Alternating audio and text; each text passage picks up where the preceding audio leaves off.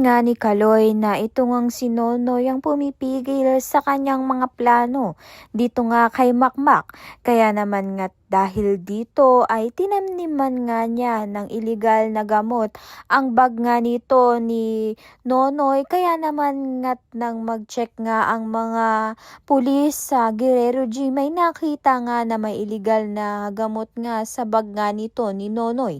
Inakusahan nga agad itong si Nonoy, kaya naman nga tagad nga itong kinulong. Subalit ito ngang si Domi nga hindi nga makapaniwala dahil aminado nga siyang may anak nga siyang bading, subalit wala nga siyang anak na adik. Gayon din naman nga itong si Nadia na hindi nga nagpatinag sa mga sinasabi ng iba dahil naniniwala nga siya na may mabuting puso nga itong si Nonoy. Sa kabilang banda naman nga dahil nga unti-unti na ngang nawawala ang mga mahal sa buhay nga nito ni Makmak sa kanya.